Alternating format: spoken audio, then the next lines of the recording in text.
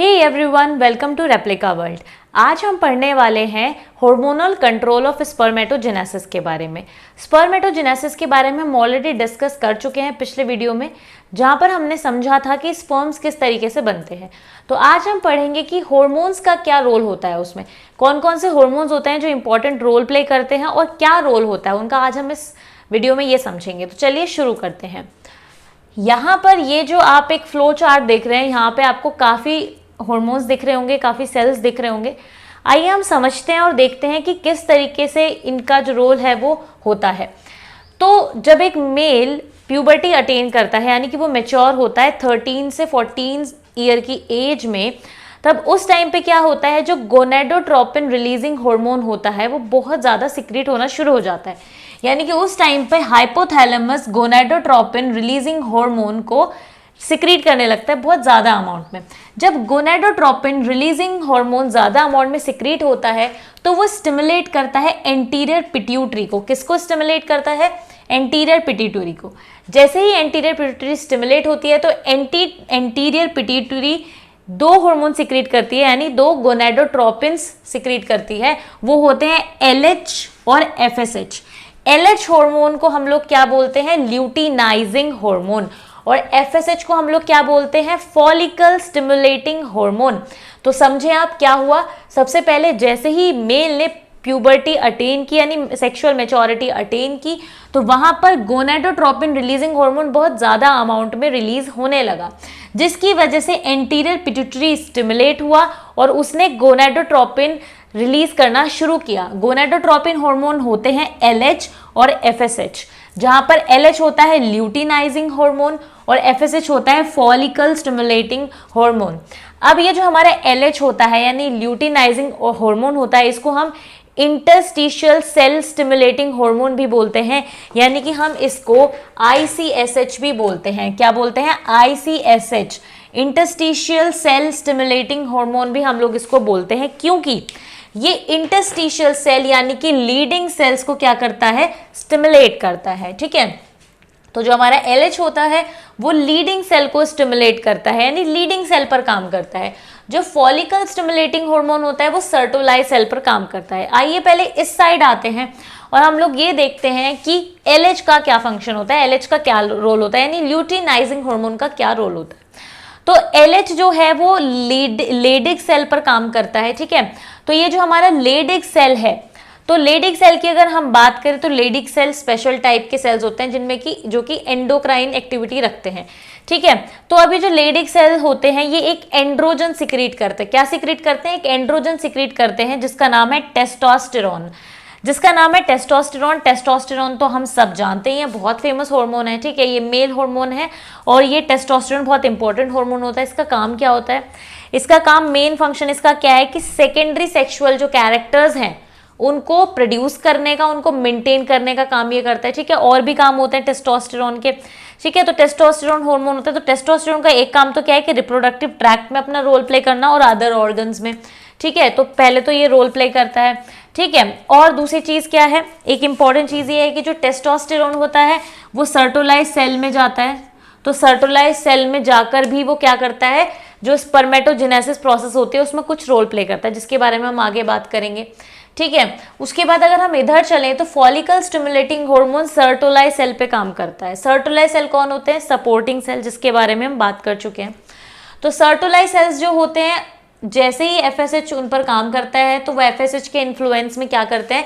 FSH के influence में एक तो वो स्पर्मियोजेनेसिस की प्रोसेस को स्टिमुलेट करते हैं। स्पर्मियोजेनेसिस क्या होता है? स्पर्मेटिड से स्पर्म बनने तक की जो प्रोसेस होती है, जहां पर स्पर्मेटिड से स्पर्मेटोजोआ यानी कि स्पर्म बनते हैं, उस प्रोसेस को हम लोग स्पर्मियोजेनेसिस बोलते हैं। बच्चों, अगर आपने पुरानी वीडियो नहीं देखी है जहां पे हमने स्पर्मेटोजेनेसिस के बारे में बात करी है, तो मैं आपके लिए बता देती हूँ कि स्पर्मियोजेनेसिस और स्पर्मेटोजेनेसिस में फर्क होता है। स्पर्मेटोजेनेसिस उस पूरी प्रोसेस को कहते हैं जहां पर स्पर्मेटोगोनिया से हमारा स्पर्म बनता है, यानी स्टार्टिंग से। पर स्पर्मियोजेनेसिस किस प्रोसेस को बोलते हैं? जहां पे स्पर्मेटिड से स्पर्म बनता है। तो थोड़ा इसमें डिफरेंस है। ठीक है, तो स्पर्मियोजेनेसिस और स्पर्मेटोजेनेसिस में डिफरेंस होता है। तो सर्टोलाइज सेल FSH के इन्फ्लुएंस में स्टिमुलेट करते हैं स्पर्मियोजेनेसिस को, और साथ साथ में ABP प्रोड्यूस करते हैं, ठीक है। एबीपी क्या होता है, एंड्रोजन बाइंडिंग प्रोटीन। क्या होता है, एंड्रोजन बाइंडिंग प्रोटीन। अब क्या होता है, जैसे सर्टोलाइज सेल एबीपी बनाते हैं यानी एंड्रोजन बाइंडिंग प्रोटीन बनाते हैं, तो एंड्रोजन बाइंडिंग प्रोटीन होने की वजह से जो टेस्टोस्टेरोन होता है वो सर्टोलाइज सेल में आना शुरू हो जाता है। और टेस्टोस्टेरोन का कॉन्सेंट्रेशन क्या है, सर्टोलाइज सेल में बढ़ना शुरू हो जाता है, क्योंकि इस टेस्टोस्टेरोन इस प्रोटीन के साथ आके बाइंड करता है। एंड्रोजन बाइंडिंग प्रोटीन है ना ये, और टेस्टोस्टेरोन हमारा एंड्रोजन है। तो टेस्टोस्टेरोन ज्यादा से ज्यादा अमाउंट में सर्टोलाइज सेल में आना शुरू हो जाता है, और टेस्टोस्टेरोन का अमाउंट सर्टोलाइज सेल में बहुत ज्यादा बढ़ जाता है, ठीक है। तो इस तरीके से होता है। फिर एक ये सब्सटेंस सिक्रीट करता है इनहिबिन, ठीक है। अब हम प्रोसेस को समझने की कोशिश करते हैं कि प्रोसेस में क्या होता है। तो यहां पर क्या चीज होती है, देखिए सबसे पहले एक इंपॉर्टेंट चीज हमें पता है ऑलरेडी, अगर हमने स्पर्मेटोजेनेसिस पढ़ा है, कि जो सर्टोलाइज सेल होते हैं उनका बहुत इंपॉर्टेंट रोल होता है स्पर्मियोजेनेसिस में। जो सर्टोलाइज सेल होता है उस पर आकर बाइंड करते हैं स्पर्मेटिड्स, ठीक है, उस पर आकर अटैच होते हैं, नॉट बाइंड, अटैच होते हैं, ठीक है। तो सर्टोलाइज सेल पर आकर अटैच होते हैं जो हमारे क्या होते हैं, स्पर्मेटिड्स। फिर वहां पे सर्टोलाइज सेल ऐसे चेंजेस करवाता है हमारे स्पर्मेटिड में कि वो स्पर्म में बदल जाते हैं, ठीक है। वो किस में बदल जाते हैं, स्पर्म में, यानी कि स्पर्मेटोजोआ में। तो सर्टोलाइज सेल का इंपॉर्टेंट रोल होता है किसमें, स्पर्मियोजेनेसिस में। साथ साथ में टेस्टोस्टेरोन का भी बहुत इंपॉर्टेंट रोल होता है स्पर्मियोजेनेसिस में। और टेस्टोस्टेरोन का रोल कैसे है, एक्चुअली जो हमने बात की कि एंड्रोजन बाइंडिंग प्रोटीन जो होते हैं उनका काम होता है टेस्टोस्टेरोन से बाइंड करना, क्योंकि ये एक एंड्रोजन है, ठीक है। तो जब सर्टोलाइज सेल एंड्रोजन बाइंडिंग प्रोटीन बनाता है तो एंड्रोजन बाइंडिंग प्रोटीन जो है वो बाइंड करते हैं टेस्टोस्टेरोन से, तो इसलिए सर्टोलाइज सेल में टेस्टोस्टेरोन का कॉन्सेंट्रेशन बहुत ज्यादा बढ़ जाता है, और यही टेस्टोस्टेरोन फिर हेल्प करता है स्पर्मियोजेनेसिस की प्रोसेस में, ठीक है। तो टेस्टोस्टेरोन का कॉन्सेंट्रेशन बढ़ने की वजह से स्पर्मियोजेनेसिस प्रोसेस में हेल्प होती है, ठीक है। और सर्टोलाइज सेल जो एंड्रोजन बाइंडिंग प्रोटीन बनाते हैं उनसे ही बाइंड करता है हमारा टेस्टोस्टेरोन। फेरस ट्यूब्यूल में टेस्टोस्टेरोन का अमाउंट बढ़ जाता है, ठीक है।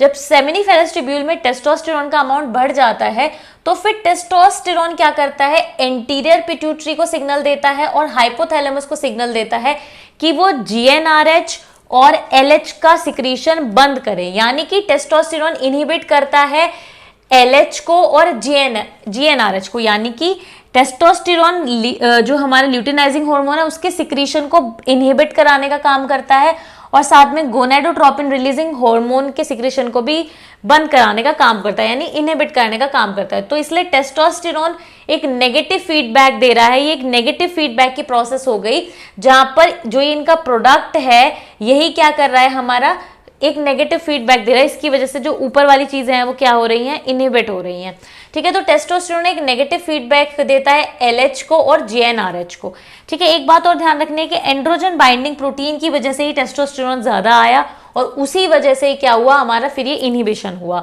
ठीक है। फिर एक और इंपॉर्टेंट चीज है हमारी सर्टोलाइज सेल की, कि जो सर्टोलाइज सेल होता है वो इनहिबिन एक सब्सटेंस होता है उसको भी बनाते हैं।